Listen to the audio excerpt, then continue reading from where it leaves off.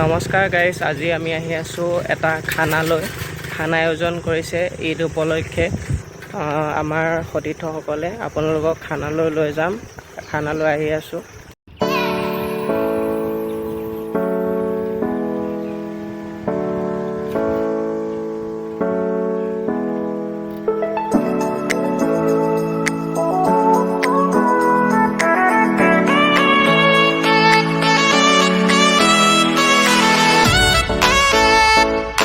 নমস্কাৰ, আমি আছোঁ আজি এটা নিৰিবিলি পৰিৱেশৰ মাজত আৰু কাষত এয়া খেতি দেখিছে, মৰাপাটৰ খেতি। আৰু ইয়াতে আমাৰ ঈদ উপলক্ষে এটা খানা আয়োজন হৈ গ'ল সহপাঠীসকলৰ সৈতে।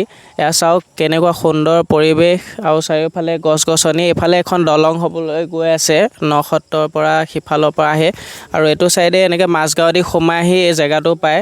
আৰু এইটো পাৰ্থহঁতৰ এটা ফিচাৰী হয়, ফিচাৰীতে আজি এই খানাটো আয়োজন কৰা হৈছে আৰু কেইবাজনো সতীৰ্থৰ সৈতে আমি খানাটো আয়োজন কৰিছোঁ। আমি দেখাবলৈ অনুৰোধ জনাইছোঁ। ভিতৰলৈ সোমাই আহিছোঁ।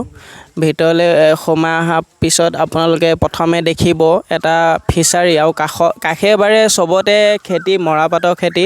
আৰু এই ঘৰটোতে খানা বনি আছে। আৰু ইয়াত চাওক নিৰিবিলি পৰিৱেশৰ মাজত মৃদু বতাহ বলি আছে। মৃদু বতাহে প্ৰশান্তিময় এটা পৰিৱেশৰ সৃষ্টি কৰিছে। এয়া চাওক শুই এই পৰিৱেশৰ মাজত এক যেন টোপনিদায়ক পৰিস্থিতি মোকাবিলা কৰি আছে। আৰু চাওক এইফালে যি পাৰ্থহঁতে খেতি কৰিছে, লেচেৰা মাহকে আদি কৰি ঘৰুৱাভাৱে যি অৰ্গেনিক খেতি, সেইখিনি ইয়াৰ পৰাই খায়, বাহিৰৰ পৰা কিনি নাখায়। এইটো যথেষ্ট ভাল এটা কথা। আৰু এইফালে আমি ভিতৰলৈ সোমাই যাম, ভিতৰলৈ দেখাব কেমেৰা পাৰ্চনে।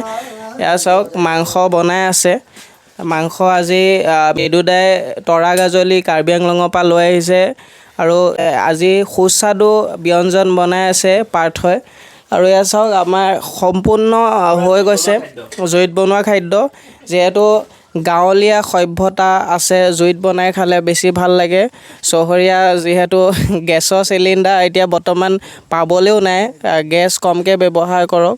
আৰু এয়া চাওক পৰিৱেশ, এই পুখুৰী দেখিছে, এই মস্ত ফিচাৰীত মাছ দি থৈছে পাৰ্থহঁতে।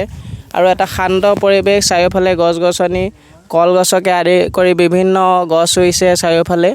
আৰু পৰিৱেশটো সঁচাকৈ এটা সুন্দৰ মুহূৰ্ত বুলি ক'ব লাগিব আজি এই খানাটো।